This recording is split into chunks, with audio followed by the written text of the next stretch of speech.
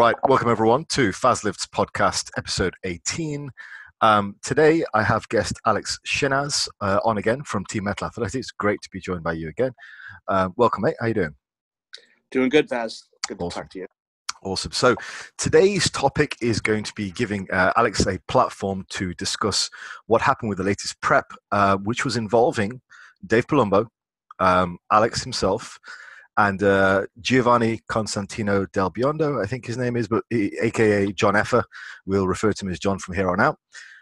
Just a brief overview of what happened. John was set to do a competition. Last minute, he sort of ended it with Palumbo. Alex came in, finished off the last week of prep. Competition didn't go so well, and the state of the difference in him over the last couple of days was so extreme in difference that people really wanted to know what the hell happened. So just from my perspective, I've interacted with John a handful of times on the forums, and he's always been a real nice guy, very respectful, and just a good lad. So I have no ill will against him. I think people are, there's people like him. There's a lot of expectation around him. I think he's going to do very well in the future. And I think people are just curious as to what the hell happened. How does that sound? Is that a question? yeah. So does that sound about right? Just to give the audience yeah. setting in terms of where we are. Well, my history with John is probably about a year, maybe a year and a half. Mm-hmm. I'm not exactly sure when we started talking, but I had the same experience as you did. We met on the forum. I think he came into my radar on the forum or maybe on Facebook around a year and a half ago, maybe a little bit longer. And so he had some logs where he was doing progress logs. At the time, he was around 300 pounds and not in prime shape. And he would reach out, assumedly to everybody on earth, but definitely to me, and ask, what we thought. How did you think he was going to do in the future? Could he turn pro? All of these things. I found him to be very respectful as well, and I thought he was funny.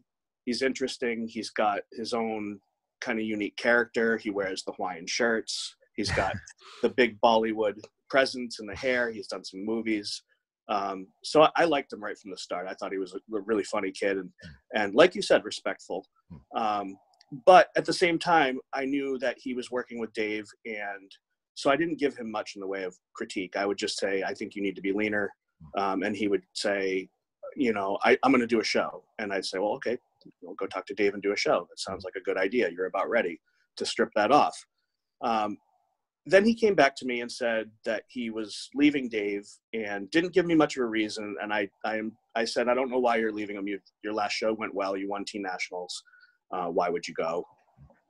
Then he was adamant that he was leaving, and I did a phone interview with him that had to be about a year ago, and I put him in the direction of Dominic Cardone, simply because he told me that he hired Dave because he was an Italian from New York. That was his reason, and I thought, that's interesting. He seems like he needs to be comfortable and kind of aligned with the person, maybe identity-wise, for him to feel comfortable with them. Right. So I said, I'd train you, but I think an alternate to me would be Dominic Cardone. I think he's also an Italian from New York, and I know him very well.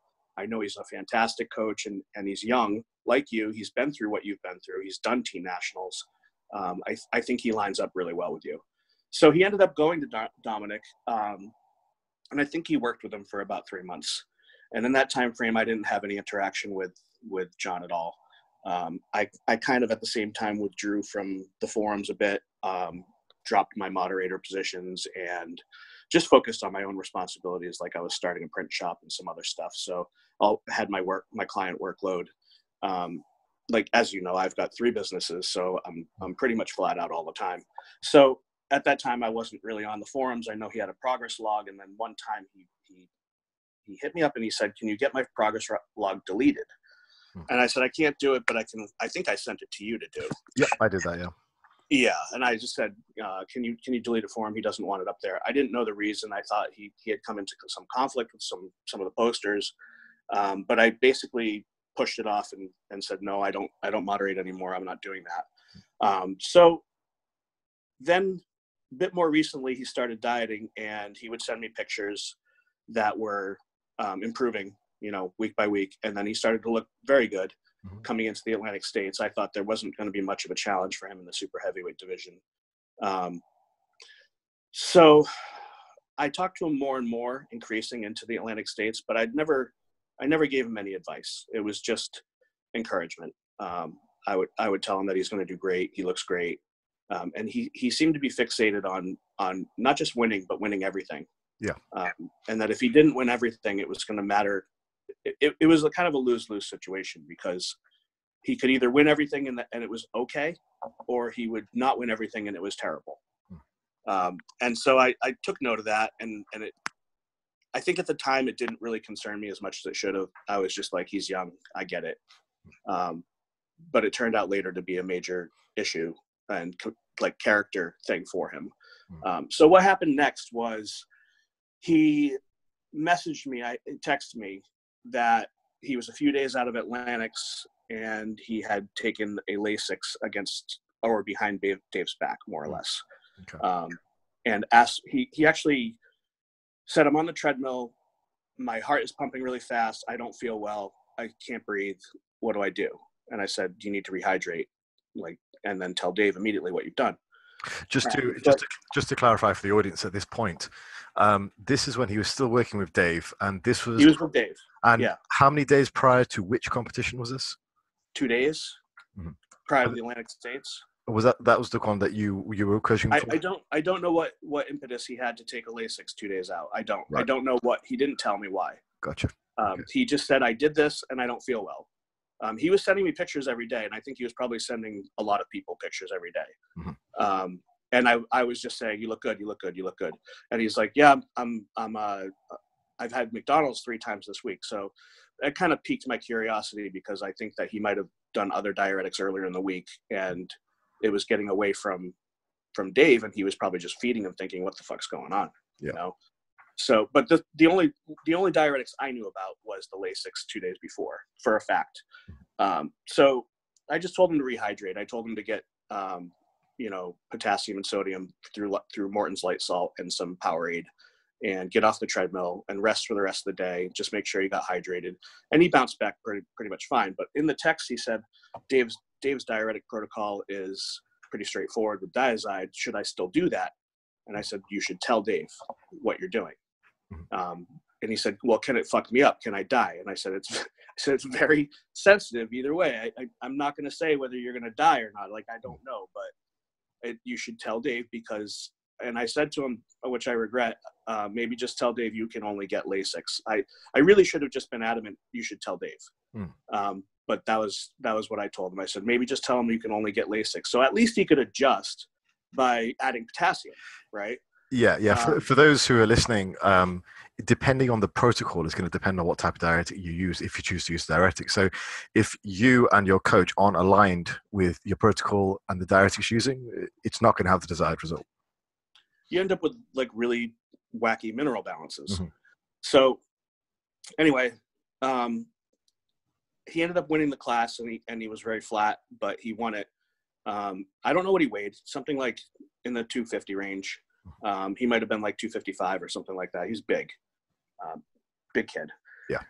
And I sent him a congratulations, and he was really pissed off because he didn't win the overall. And so a few weeks went by, and I didn't really hear from him, other than he said his dad was training him, and I saw his videos. But during this time frame, I started working on his clothing for him. So he was like, I'm going to do Team Universe, and I want to do some t-shirts. So our company designed and illustrated t-shirts for him and shipped it to him very quickly. And he sold out of the first batch very quickly, and we did a second batch over a weekend. So I basically rush ordered him a 6-color job, which to anyone listening means nothing, but more or less I was bending over backwards for the kid so that he could get shirts to sell, so he could pay his way into the show. Yeah.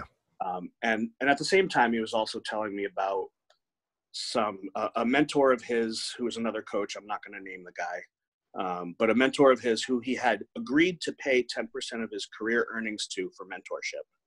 Wow. And he asked me, what do I think about an arrangement? And I said, I don't really think it's a good arrangement, but I think you should honor it, or at least have a buyout clause. And he said, yeah, I'm going to try to buy him out. And so I think he did that.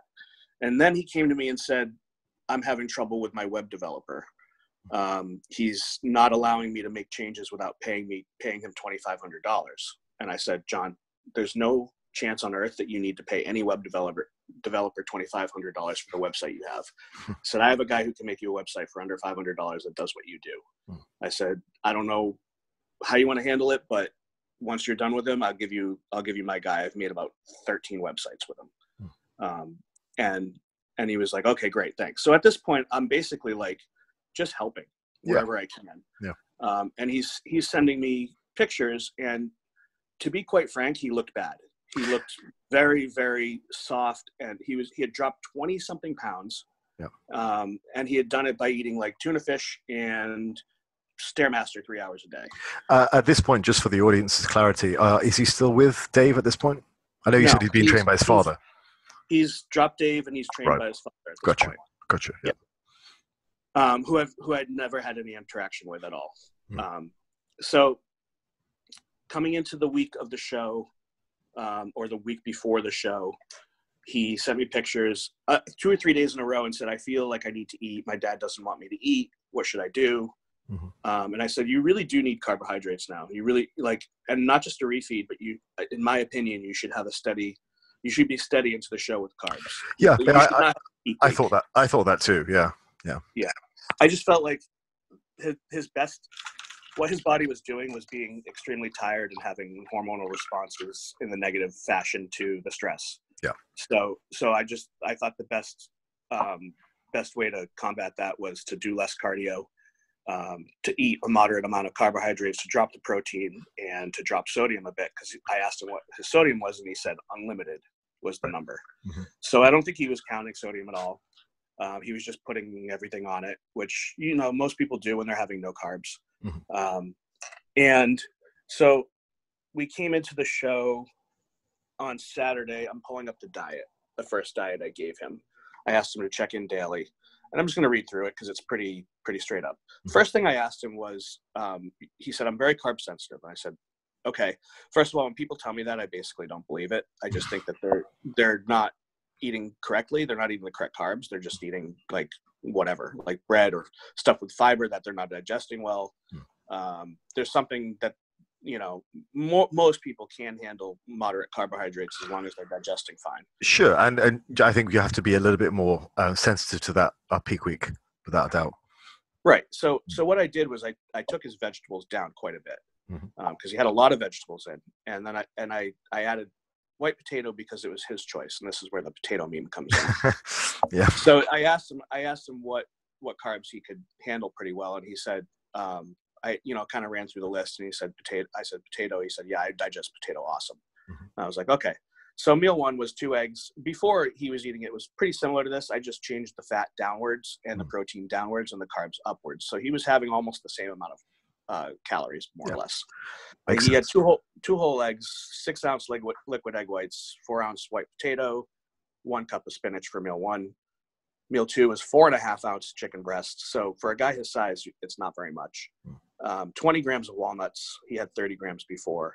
He was eating 7 ounces of chicken breast and 30 grams of walnuts before. So I moved it down to 4.5 and 20 and 6 ounces of white potato. And then meal 3 was 4.5 ounces of cod, 6 ounce potato, and a half cup of green beans. His pre-workout meal the entire week was 4.5 ounces of chicken breast or white fish, 1 bagel, 32 grams of raisins, and a Powerade Zero with 2 servings of Morton's light salt. And then post-workout, all the way in, was 5 ounce lean ground beef and 6 ounce white potato. And then meal 6 was 2 whole eggs, 6 egg whites, 1 cup spinach, and with the morning and the evening meal, he would have sugar-free fiber. I bumped water up from 2 gallons to 2.5 gallons, and I dropped. The first day I said, keep sodium as you have it now. The second day was very much the same. I had him drop potato in meal 2, drop potato in meal 3. I added a tablespoon of honey pre-workout, and then I bumped protein a tiny, tiny bit, and then I lowered sodium by 30%. Okay, I'm not going to get into exactly why I did all this. It was based on the pictures he sent me. Yeah, sure. And then nothing about this is unusual so far. Yeah. No, there's nothing unusual. Yeah. The next day, I added potato back into meal 2, and I added potato back into meal 6. I added potato into meal 6, I should say. And then I bumped water to 2.75 gallons and kept sodium the same as Sunday, which is to say 30% reduced. You've seen his pictures coming in, so by Tuesday or Wednesday, you saw the turnaround. I have to imagine that you could attest to that. Absolutely. Okay, so there was a pretty dramatic change. So from the first pictures where he was around 232, 233 pounds, to which were on Saturday or Friday, to Tuesday, he was 225, 226 pounds and dry. Yeah. It was very, very dramatic, very fast. So on Tuesday, I added the potato up to 8 ounce on meal 2. And then I added more raisins pre-workout. And then post-workout, I had him have 12 ounces of potato instead of 6, and 6 ounces of potato instead of 4 or 0 on meal 6. So basically, I gave him a refeed. And from there in, we basically redid after Tuesday, Wednesday, and Thursday, we basically did the second day diet where it had less carbs since he had to make weight. So the diet was very consistent. The sodium was consistent, and the 2 days before the show, we bumped water up to 3 gallons. We didn't change anything else. On Thursday, on his way to the show, he sent me pictures that were really super dry. And I can post these later so people can see them, but he's wearing a Hawaiian shirt in a leg picture where he's got cross striations in every head of his, every angle of his leg. Oh God, yeah, he looks fantastic. Yeah. He was ready. And so his back double bicep was shredded. He's lacking a bit of density because he's young and he needs to work on that, but his details were insane. As far as how he was going to look coming in after having dropped 27 pounds in 3 weeks, he looked pretty good. So then Friday, I got to the show in the morning, and we kept sodium the same the whole day. And I don't know how far I should get into Friday right yet. I'm not sure if there's any questions about anything else to this point.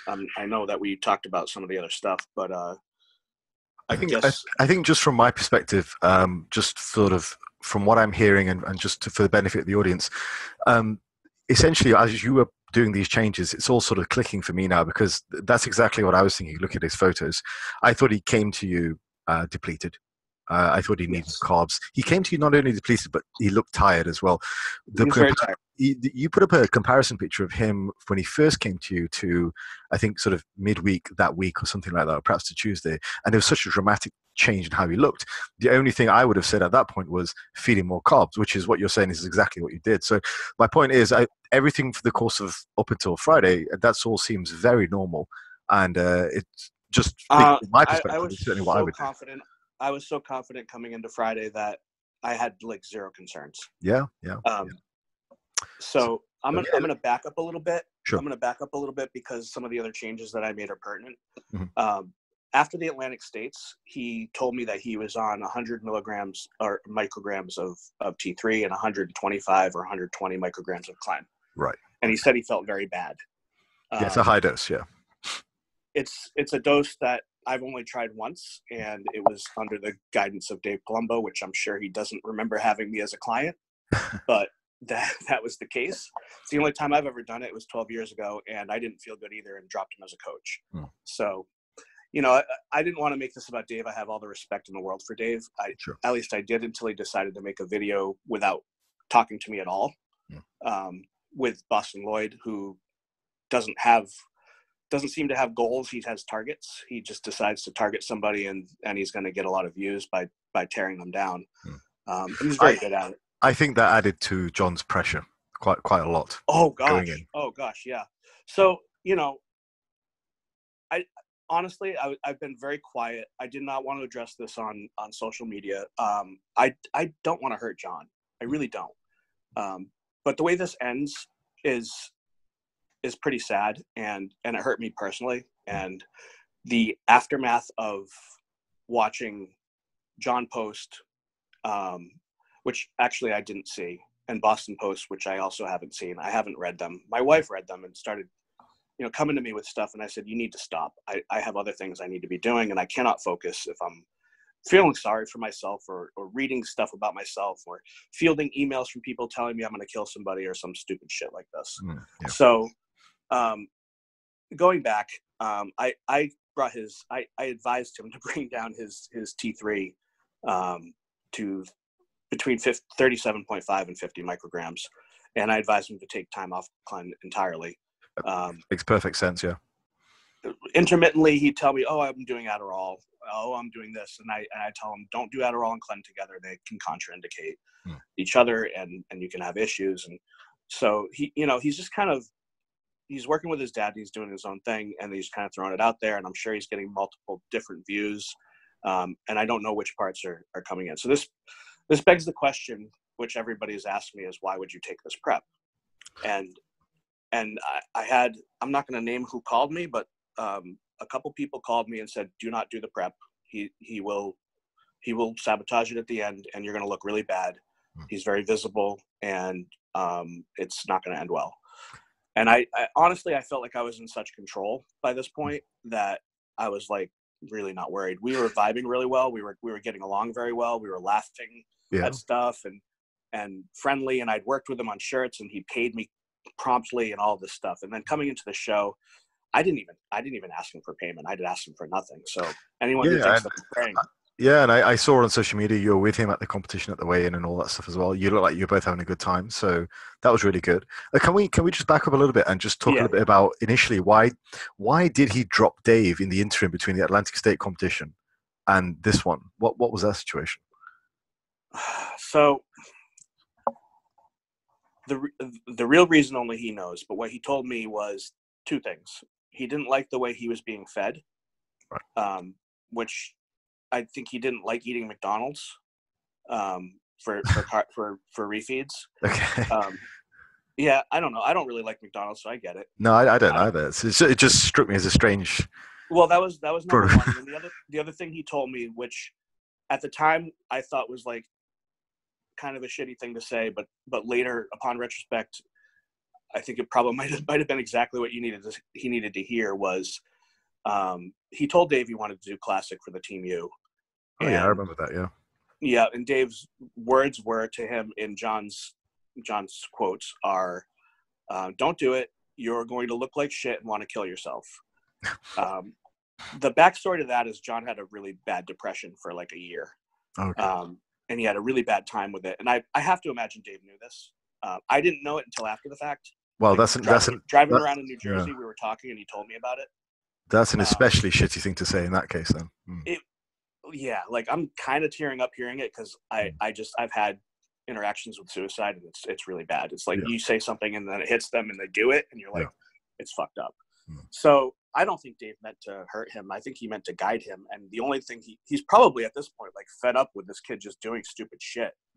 And he's like, you're gonna kill yourself if you lose or you look bad, because he knows how he's gonna behave. And I don't think he meant you're gonna kill yourself, but more like you're going to react terribly. So that's what he told me was the reason. He said he didn't like that, and then he said something about I don't even know, like something about somebody saying the N-word and Dave saying on the air he's never said the N-word, and he's like, he said it to me, and like he's basically creating a victimhood here. Right. Okay. Where Dave making him a victim, which at the time when I'm hearing it and I'm compassionate to him because I'm his coach and I'm bringing him in, I'm like, yeah, that's kind of shitty. And my experience with Dave was less than favorable. He was always polite, but I didn't find him to be attentive or extremely caring about what I was doing. So my experience was like, yeah, he probably doesn't care, I don't think that's the case. I think he cares about Gio quite a bit. And I think that's, I think he's probably the only coach for him. I think he should be his coach. I've said that multiple times to John. I just kept saying, you belong with Dave. You belong with Dave. He's the best coach for you. I think, unfortunately, when you do pick up people this close to a competition and they're bad-mouthing their previous coaches, it's difficult to sort of separate that out? Because I've been in that situation before, Yeah. and eventually you realize it's probably not the other coach; it's probably the client. Well, he's also bad mouthing Dom, and I've Right. been friends with Dom for 4 or 5 years, Mm. and I wasn't having any of that. So he said something about Dom and this and that, and I just stopped him and I said, I've been friends with Dom for a very long time, and I have my own experiences and they're all positive. I just basically stop talking. Yeah, I've never heard anything bad said about Dom. There's nothing bad to say about Dom. The only thing you could ever say about Dom is that he's retreated into his own thing because he's had such terrible life things happen to him. Mm. So he's disappeared from the scene and from people for a while. Like, I wouldn't hear from him for 6 months and then he'd come back. But there's literally nothing. I have nothing bad to say about Dominic. Mm. Nothing. And so I wasn't hearing it from John either. I was like, and then John flipped his tune and said, it'd be great if you could talk to him and see if we could mend the fences. And I said, I'll talk to him. But at the time, we were heading to the mall to pick out some sneakers to keep his mind off of things is what I was doing. So I was driving him around, trying to keep him relaxed. And I was compassionate to him. So at the time I'm basically on his side. Yeah. So anything he says, I'm just trying to guide him in smoothly and be nice to him. Sure. So we've discussed sort of why he dropped Dave. Prior to all this happening, taking him to the competition and all that, why did he end up hiring you? Only he can tell you that. Mm-hmm. In fact, I don't even know if you can call it hiring me, because I was doing it for free until I was basically he just said, I want you to bring me into the show. And I said, you just got to do what I say to do. And I think you're going to be much, much better. Mm-hmm. And so I don't know why he chose me out of literally 15 coaches that he talks to, I'm sure. I mean, as we'll get into the story later, he was talking to literally every coach at the show while he was there. So I think he could have had his pick of the litter. I think maybe some of them said no to him. I think maybe a lot of them said no to him because either they were advised to or they just knew better. Why did I take him is a better question, probably. Yeah. So could you expand on that, and why did you take him? What were you? So number one, I thought I could get it right. Okay, so I did hear the criticisms from people like Sid Ray. I don't know if it's Ray or Rye. And right. Sid's a really, really honest, direct, and blunt, and sometimes painfully blunt person. he's going to be on the podcast relatively soon. Oh, awesome! Yeah. I actually think, Sid, I told years ago when he was natural, I was like, "You have the goods, dude. You're gonna go. You're gonna go really, really far." Yeah, he's in great shape. If he can get his arms up to match the rest of them, he's gonna be nasty. Mm-hmm. Mm-hmm. So, I think highly of Sid, and he's very abrasive, and he's actually a lot like Boston in a lot of ways, but actually with substance and goals. So he's kind of a more dangerous Boston in my mind. Boston has a bigger clout, but doesn't really matter to me at all. Sid actually, his opinion matters. And Sid's opinion was, you're an idiot. He's a super heavyweight. He's not even that good. He's going to get crushed. Mm-hmm. And why are you telling him that he's going to be good? Mm-hmm. And my response to that is, I genuinely believe if he gets this right, he's going to be top 3. And I still believe he would have been, very easily. And would he have beaten the top 2 guys? They were more suited for Classic than he is. But if he was on, he would have given them a hard time because he's a lot bigger than they are. He's not as dense in a lot of ways, but he's got way bigger legs, and he would have been good enough to stand there for sure. Mm-hmm. And there's a very good chance that he could have pulled it off if someone else slipped up. So why did I take it is because I liked him. I'd been working with him on other projects. I thought he treated me differently than other people. And that was a silly thing to think. But I thought that he held me in higher regard, and probably what it was is nobody else would help him, or nobody else was willing to formally help him. And I was the only one when he said, "Hey, if I throw you $300, will you come to the show?" And I said, "Yeah, sure. I'll make the drive. It's a bit of a drive, but this is 2 days before the show, or before I had to have to leave. And as you know, I've got 2 kids that are 3 and 6. My wife works on her own business, and I've got 2 other businesses that I do. So it's not like I'm just yeah, sure, I'm a single guy, I'll just show up. Yeah. You had to drop a lot to get there. No, everything stopped, and my printing business stopped for the weekend, and I did not print 1,500 shirts instead of going there. Mm-hmm. So I wasn't making money. by going there. Yeah. But I wanted to be there if I could be there. And my wife was like, you should not be going to this. And I was like, I'm going to go, and I really wanted to meet him too.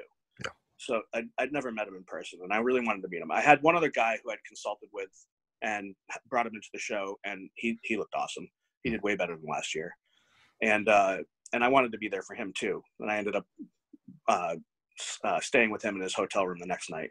But anyway, I took it because I thought I could get it, and I thought it could look really good on me. And I probably didn't weigh how bad it could go. Obviously, didn't weigh how bad. Well, I don't think anyone would have expected this, surely. But well, yeah, I think I can understand your reasons. John has a really big following as well, and as far as you and I are concerned, he's always been a really nice guy. So I understand you just wanting him to do well.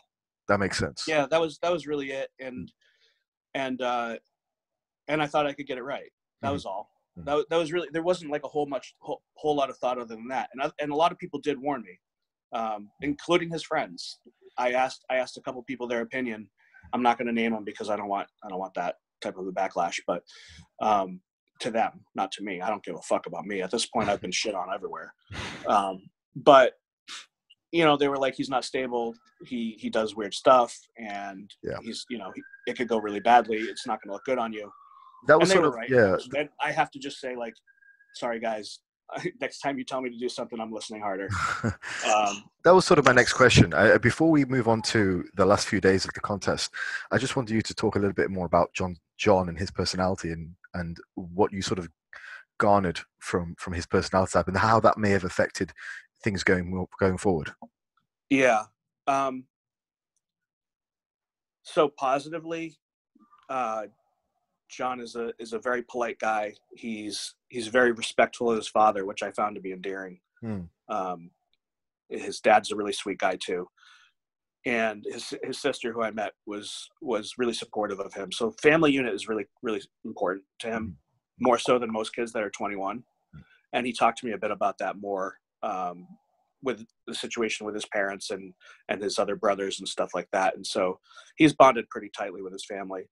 And he seems like the type of person who is seeking genuine friendships. And to that point, we had what I thought was a pretty genuine friendship. He's also really quirky and fun. Like, he does stuff the way he wants to do it, which is cool. Like, he'll wear crazy shirts and his hair's pretty unique, and he likes Bollywood movies. He loves Indian culture. He's dating an Indian girl, and he's seemingly like very open to culturism, cultures and like and people being different, which I think is great. Yeah. I wanted to get that very set clear, like the good things about him before I say anything that's less good. But what I observed was he's a very anxious person, almost obsessively anxious over a few different things. Like, he would just, how do I look, and you can't worry about how you look 24/7 every 5 minutes going into a show. You have to relax and let your body do its thing. Yeah, because that'll make it look worse. It'll make it worse. And also, I noticed after, like, it started to become clear there, when he was talking about Dominic and other people, but I noticed he was playing the victim quite a bit. It was kind of like everybody had done something to him, and so he was like not at fault for any of it, like basically of any of the things that had happened to him. And it was just kind of, at the time it was a small thing, but after the fact it's kind of clear.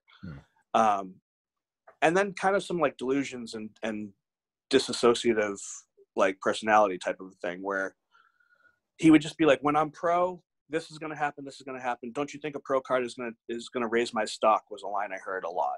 Don't you think a pro card is going to raise my stock? And my honest opinion was, I would ask him, how do you think that's the case? Oh, I'd be able to do this and that, like sell this, sell that. And I'm like, I don't really know that that's the case. You might get more followers and you might be able to monetize that, sure. But I think you can do that organically, and you've been doing that. And I have told him a lot that he belongs as a super heavyweight bodybuilder. He belongs in the open classes, and that that's where his career is. And he's 21 years old. He's going to be, like, a force. but not as a classic bodybuilder. It doesn't make any sense. But his idea was, I'm just going to get a card and it's going to raise my stock. That's what he said.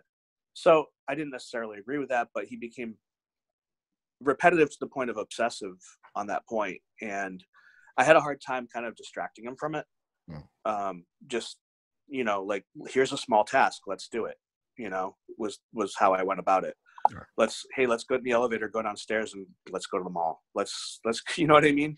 Yeah. So that's why we chose to do that. And I drove him to tanning, and I drove him to wherever we went. And his dad was perfectly willing to do it, but I did it because I didn't want him to be sitting with his dad. And the way they communicated was, you think I'm going to win? You think I'm going to win? You think I'm going to win? You think I'm going to win? And that was their interactions back and forth. And his dad would ask me, what do you think? What do you think? What do you think? What do you think? What do you think? And I'm like, I think you should leave, I think you should all leave, and he should lay here and watch a movie. Yeah. That's what I think. Yeah, definitely. So that's what I was trying to get him to do. And it wasn't, he had too many nervous twitches and too much movement, and not enough. Maybe it's self-confidence. Maybe it's, I don't know what it is. I couldn't tell you. So I guess the constant questioning is probably going to implant those seeds into his head. Yeah, and the thing is that I can't answer it in a way that's satisfactory because I'm either repeating myself or I have to lie to him about something. I have to tell him what he wants to hear, and I can't do that. So I started avoiding the questions and kind of trying to stop them before they happened. That was my tact at that point, and it was getting exhausting. And he even said to me, you must be exhausted. I would be so annoyed if I was doing this right now. And he said to me, you don't seem to be bothered by anything. And I told him, the way you react to people is extremely important. I remember telling him, I said, it's really important that if everybody else is losing their shit, that you're not. And I think that, and I think that's true. And that's one of the things that I've worked on really hard is to be kind of stoic in the face of a lot of stormy bullshit. And not that I'm not feeling stuff inside. It's just that I'm not going to let people see that it's affecting me because, there's no benefit for them or me. Yeah. It doesn't benefit the situation. So I was just keeping very calm and, just chill and making jokes and that was basically it. But he was quite at unrest, I should say. That's what I would say. So where do you want to pick up? Okay, great. So what we'll do is could you just speak a little bit about we've touched on it just now, but if you could speak a little bit more about John and his father's relationship and how that dynamic kind of works, and then from there I think we'll move on to the final few days. He has the utmost respect for his father. His father trained with Steve Mahalik. Oh yeah. And for those that don't know, Mahalik trained John Defendis and a bunch of other USA champs, and his mentality was 60 sets of to failure. He was just berserk, and who knows what cocaine he was on, but he did some crazy shit, and so his dad trained with him. His dad has good musculature. You can see the genes. His dad was a retired New York City cop. That aside, he's like a cream puff. He's like a sweetheart. And he loves his son so much, it's not even funny. The only thing that I would say is that he's enabling his son by not disciplining him in certain situations. Sure. Okay. And I, as a dad, I can tell you it's not easy to do. It's a very hard thing to do, to discipline your child when you just really want to love them. And I think that his relationship with his dad is almost like Lou Ferrigno and his dad. That's what it seemed like to me. It was just his dad kind of determines things for him, makes decisions, and he doesn't want to cross his father. But then he goes and does things quietly behind his back and doesn't tell him because he can't, if he doesn't agree with him, he won't tell him that. So it gets to be a little bit hairy. But I think his dad also knows that. One of the things he said to me was, I don't know what I'm doing. I'm glad you're here. And I was like, no, that's good. I mean, you got him here. He's here. We look good. Everything's fine. Hey, why don't you go take care of your other kids? You know what I mean? Yeah. They were there too. I think somebody else was there with him, and so he was hanging out with them.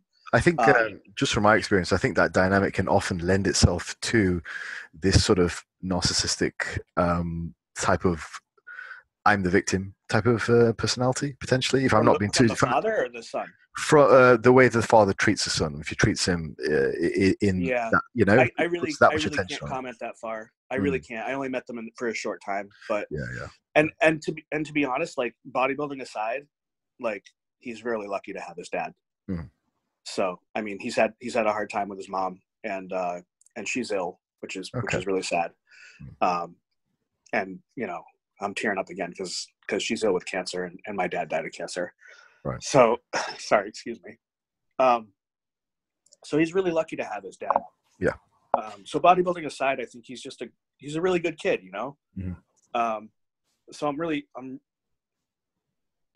kind of torn up that this has happened. So what we'll do is we've sort of it's been I think important to paint a picture of the background of how we arrived here, of how he left Dave, how he got with you, his relationships with the people around him. So I think now we're going to delve into the final few days. Yeah, I think that's smart. Yeah. So what we'll start is what can you share with us apart from what you already have about leading up to sort of Wednesday, Thursday, from Thursday onwards? What can you share with us about Yeah. what happened? Okay. So Friday when I got there, I took a look at him. His dad comes running in. What do you think? Mhm. Is he bigger than you thought? Is he smaller than you thought? Just all these questions, Mhm. and I didn't answer any of them. I just took a really hard look at him, and I thought he looks good, but he needs to eat. He's pretty dry. He was really dry on Thursday, but he kind of looks like almost like too flat now, where he's looking softer.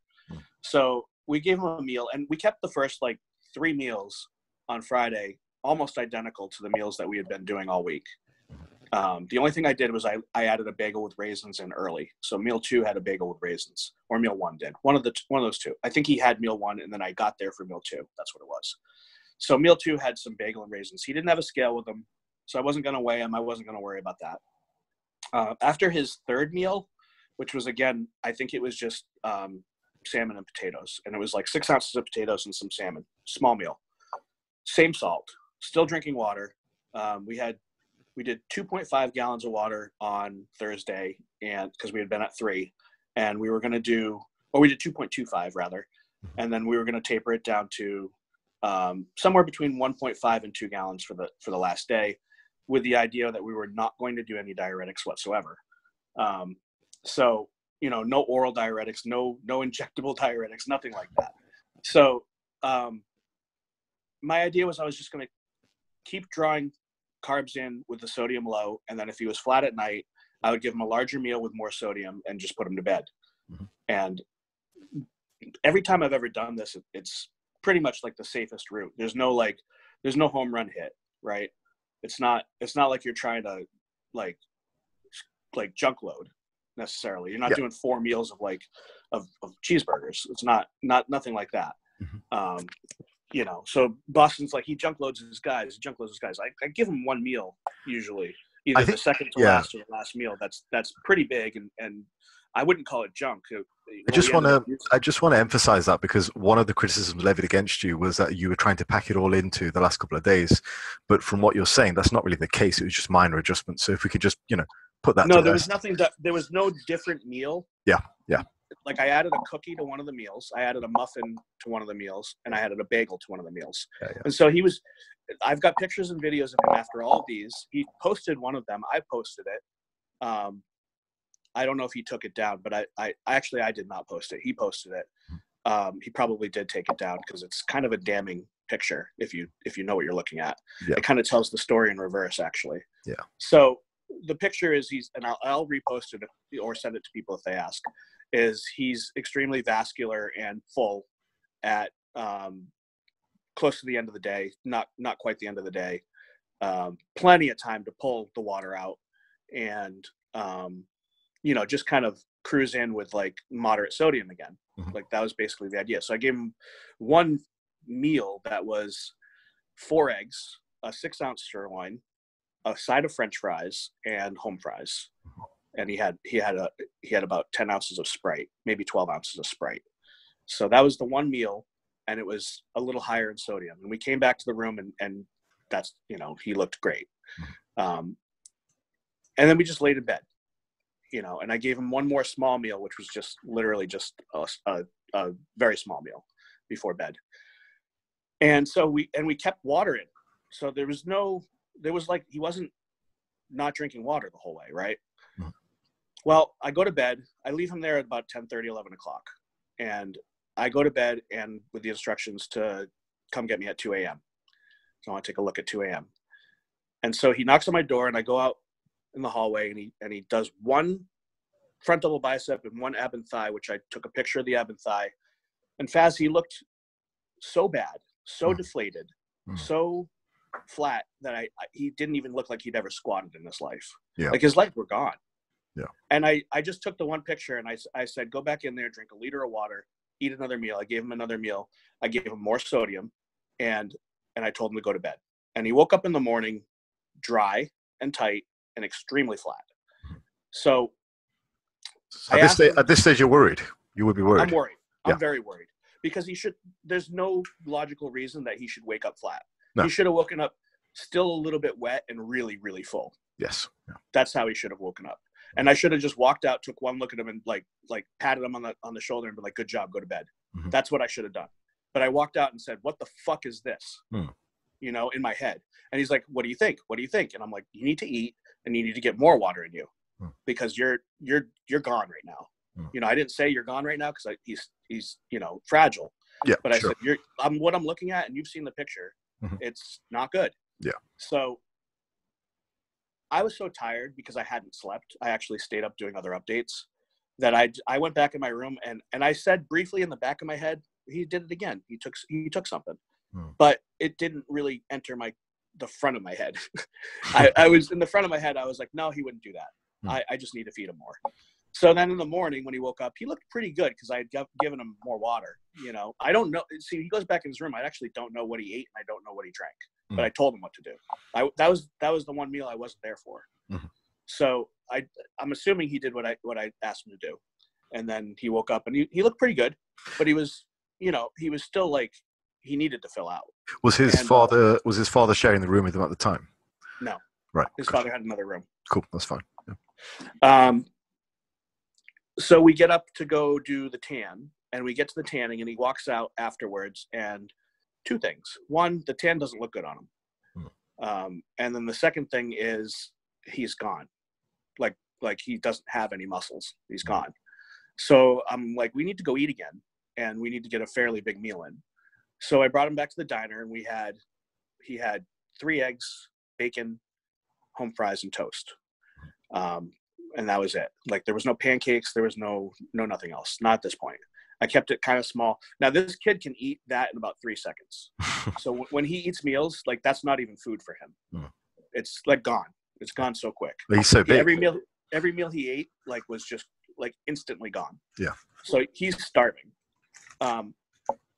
So he eats that. I give him a cup of coffee and a glass of water. And then we go over to the venue and I look at him and I have 2 pictures of him like doing the ab and thigh. And he doesn't look better. Like he's just not filling out. He just looks extremely, extremely flat. So whatever you're putting into him, it's just not making a difference. Right. So the experience now, I'm getting bashed for giving him too much food here, but he's telling me that he's not used diuretics and he's this flat. So my only recourse here is to increase water because as anyone knows, his blood sugar could be too high and I don't have insulin. He doesn't have insulin. And so all I can use is water. And my assumption is that he needs water and small amounts of sodium. So first off, to circle back, he only had about 5 pounds of potatoes on him. So I don't know where the 15 pounds of potato, I think he called Boston and said, you loaded me on 15 pounds of potatoes when he only had 1 Chinette plate full of potatoes. And then his dad bought more and he only brought about a pound to the show. Yeah. So, which he didn't eat. He ate half of it.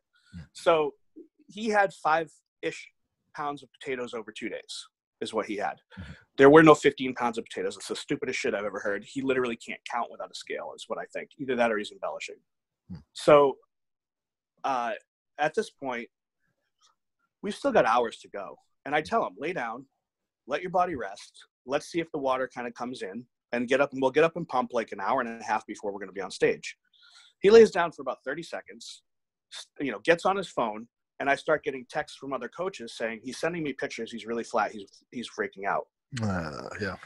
And so I'm getting like, honestly, I'm starting to like shake because I'm so angry. I'm like, this is when it enters my mind that the possibility that he didn't take diuretics is almost zero.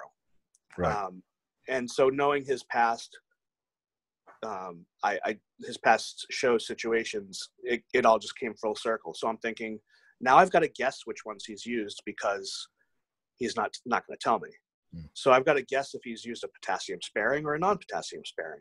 Am I going to feed him too much potassium and it's going to be a problem because he used Diazide this time instead of Lasix? I'm thinking all these things and I don't really know what I'm supposed to do here. So, and at the same time, I'm starting to panic because he's not going to look good. There's not enough time here for me to fix it. It's going to take like a day. So how at this point that you're sort of, you're panicking, and how tempted are you to just to say flat out, look, what the hell's going on? No, I did. Yeah. I did. And he was like, I swear to God. And I'm not going to go further than that with somebody. Sure. You want to swear to God in front of me? Then, I'll deal with it later. But right now in the moment, I'm not going to call you a liar and walk out of the building. Yeah, sure. Retrospect, maybe I should have. What I should have told him is don't get on stage. I don't care what you spent to get here. I don't care what you did to get here. Don't get on stage. And I should have taken the heat for that in whatever way it came, but that would have been the best advice that I could have given him. And that's my fault. And the other thing that's my fault is not going to his dad and saying, what the fuck, did your son do this shit again? Do you know anything? I should have done that, but I didn't want to confront his father. I felt really bad for both of them at this point. When I should have been more pissed than feeling bad, Yeah. So at this point, I asked him to get up and start pumping, and I just start giving him water. So I gave him I filled up a 12-ounce water 4 times. So he had 48 ounces of water slowly while he pumped up. And he actually started to come back to life a little bit, and I took some pictures, sent them to a few people, and they're like, yeah, it's bad, but it's not that bad. Like, he's okay. He's full now. He's getting there. But then it would just disappear. It just kept disappearing. It was like within 25 minutes, he was gone. Yeah, that just doesn't happen normally, does it? It can't happen. So, or if it does, it's like there's some other mechanism happening. Yeah. Right? Like there's some other like high stress, which is possible because, I mean, even other competitors were saying to him, you need to lay down and rest, man, like relax. Well, he couldn't relax. He just kept pacing around.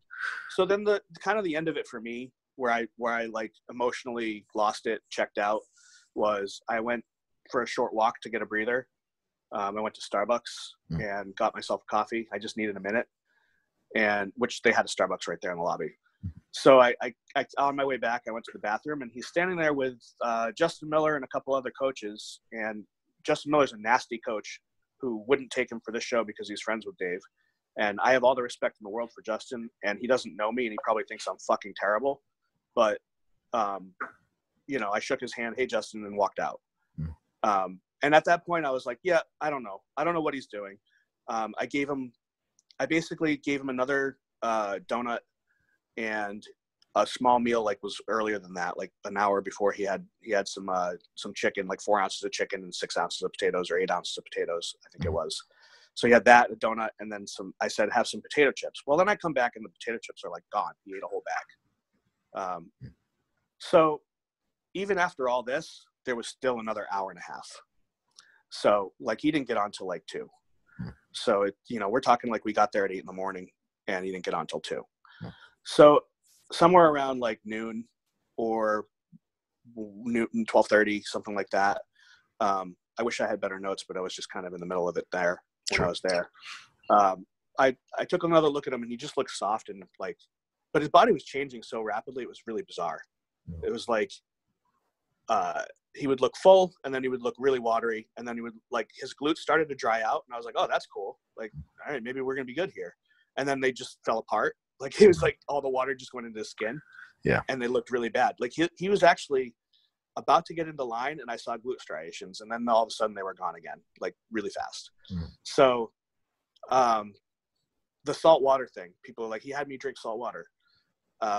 What I did is he didn't have any table salt. He had sea salt. So what I did was I cranked a sixth of a teaspoon into a bowl. Like I basically cranked it like 4 or 5 times, and I gave him about 3 ounces of water as he was pumping up, just to keep the pump.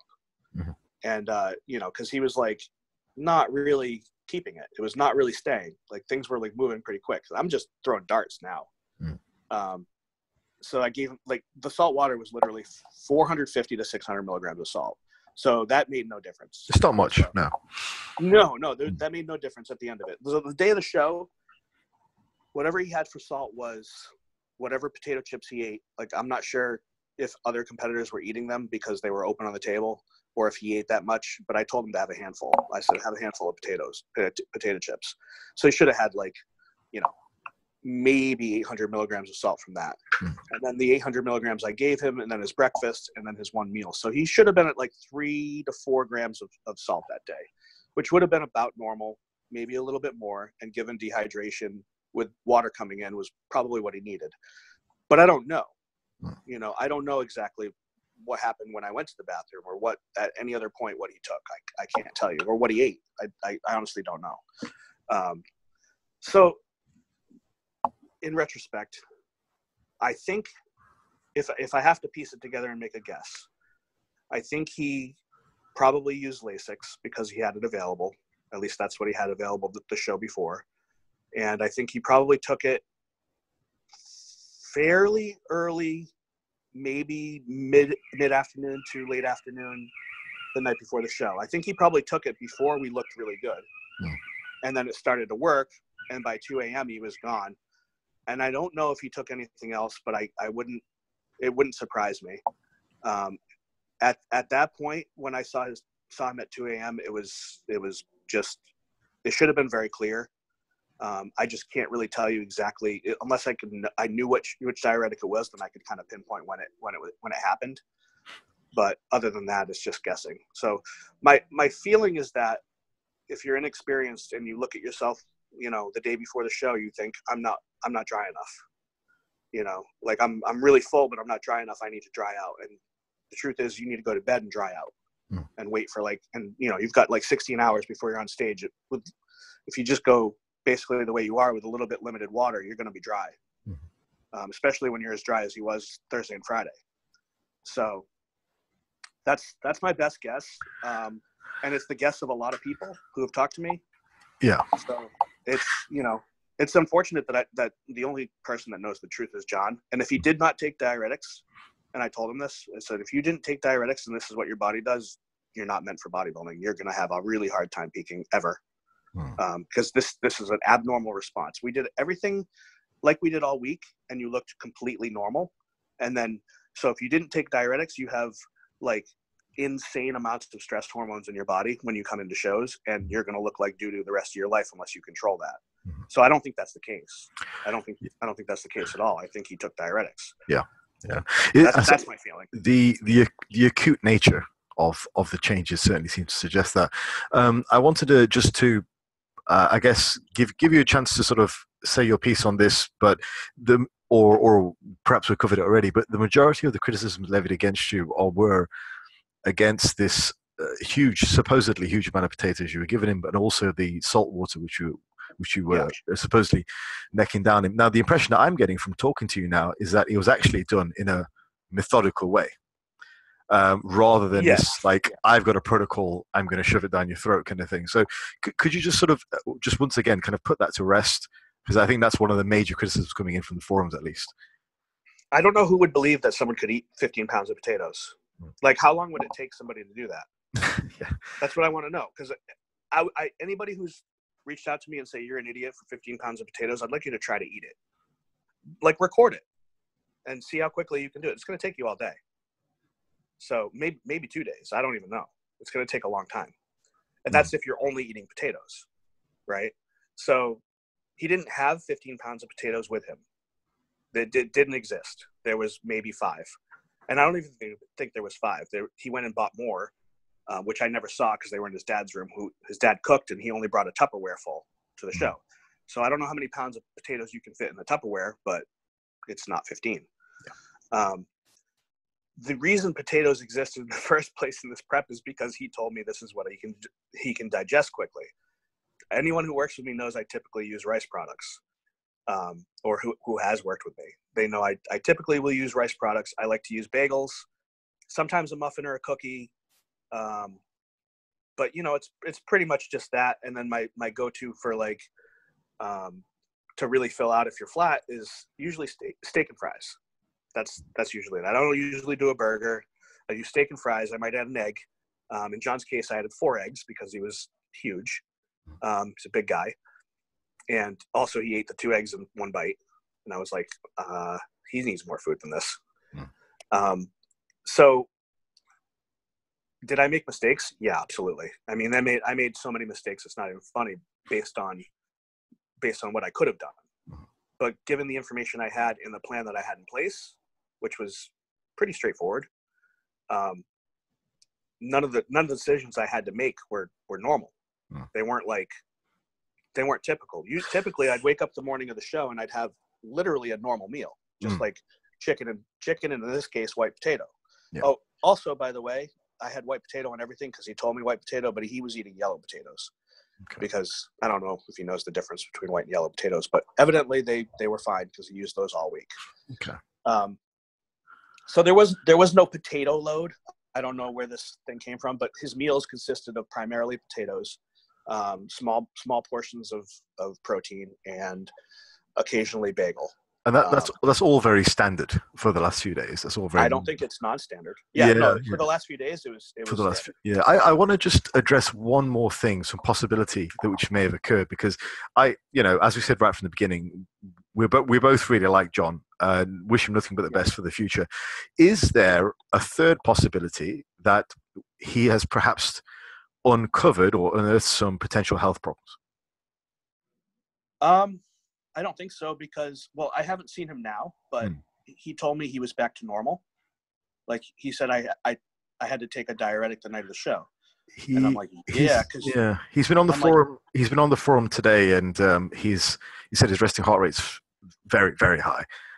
So I don't think he's quite back to scratch yet. This is why I wanted to sort of get your opinion on that. He's not really back to normal right now. I don't want to say anyone's a liar because that's not my skin in the game. But is there a potential third option that he's this prep has uncovered some health issues for him? It's not impossible, but what I observed of him was that he didn't seem to be having. He never said that he had heart racing issues, other than when he told me he had used Lasix with Dave. Mm-hmm.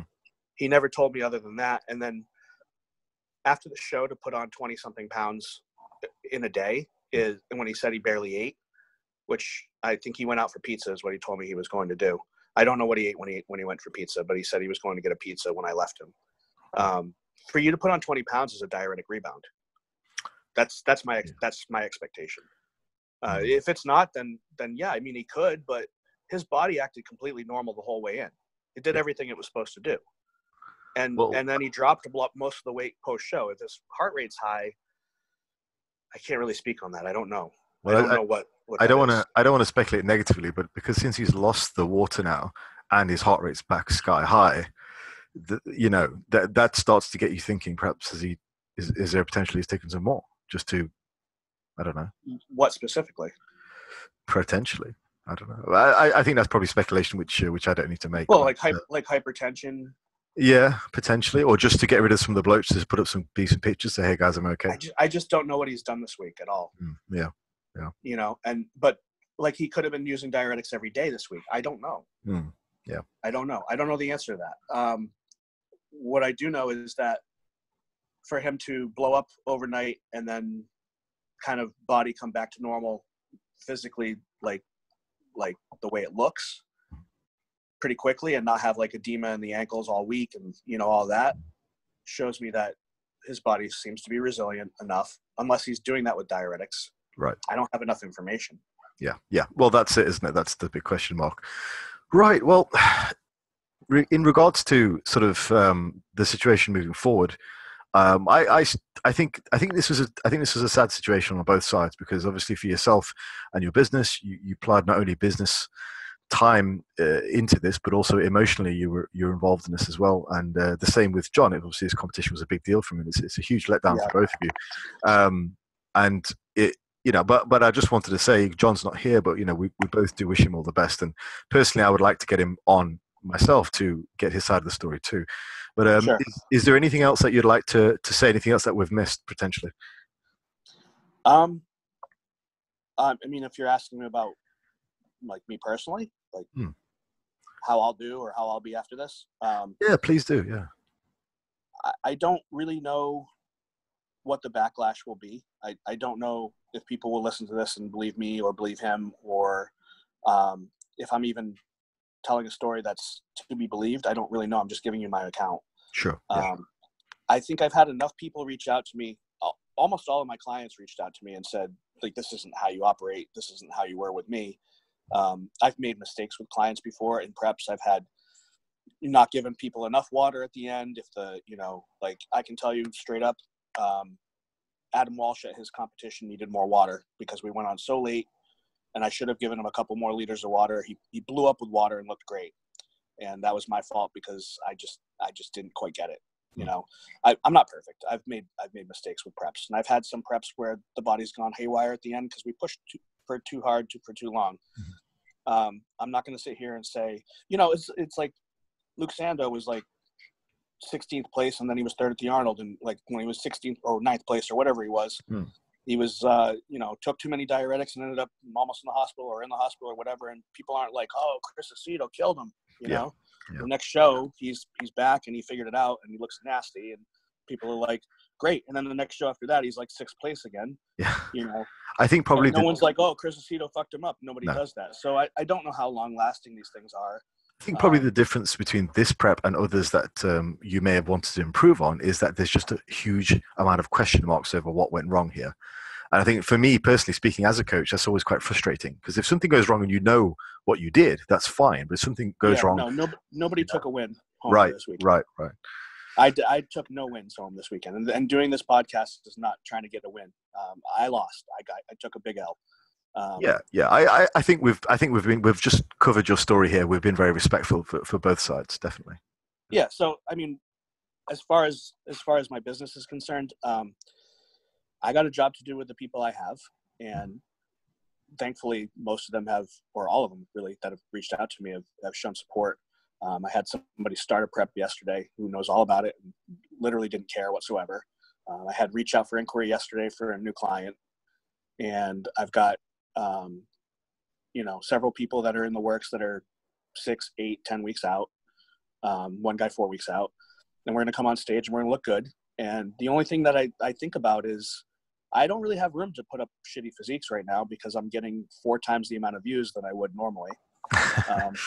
So that's an opportunity. That's all I look at it. It's an opportunity for me to put up winners and people look at it and have testimonials from those winners.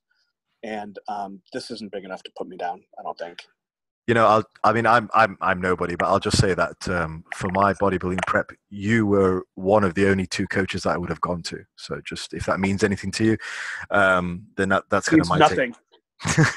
No, I'm kidding. No, I mean, I'm not saying I'm Andrew Vu, who I respect. I think he's awesome. I'm not saying I'm Aceto. I'm not saying I'm Neil Hill. I'm these guys. I stay in my lane. I really do. I have the level of people I have. I do a great job with off season. I get people big, and preps are usually good. And I have a lot of wins. I have a lot of top 3s, and I don't have high level clients other than Chainsaw, who I brought to high level because my client beat him the year before. And he came to me saying, I just lost to your guy. Can you I remember you saying that story. Yeah. Yeah. By the way, how much is he on for a pro win this year? He looks fucking amazing. How much is Chainsaw on for a pro in this year? He looks fucking amazing. A pro win? Sorry, to qualify as a pro. I mean, he looks awesome. He wants to win. And he'll do anything, Yeah. He'll train as hard as he has to win. I haven't seen him stand next to the top tier guys other than Chris Waite, who is a great bodybuilder. Yeah. I haven't seen him stand next to enough people. His class at Junior Nationals had 3 guys. One of whom, the guy who beat him by 1 point, will be at the show in North American, so they'll get a rematch. I've been keeping up with his Insta stories, and he's so focused. He's got such a good perspective on things as well. I really enjoy his content. There's nothing bad to say about him. At this point in time, he's lacking a little bit in terms of like pro development. I think he needs another year for the pro stage, but I think we have a shot at a win. I know there's formidable people coming. So I'm not expecting anything necessarily other than to just destroy the look we had last year. And with Chris, I've the number one thing I care about with Chris is that he's healthy. Guys that are that big, I worry about just being that big. I worry about it. So we've been pretty conservative for 2 years. You'd be surprised how conservative we've gone, other than food, which has been immense. Yeah. Even training. I saw him doing his giant sets too. We talked about him preventing injuries and things like that, which is really good. So more or less, he's like, my most visible guy, and it's an opportunity, obviously, for me to be seen, which I might not have had before. Like, he could have won the show and nobody still would have known that I existed, which, is fine. Might have been better.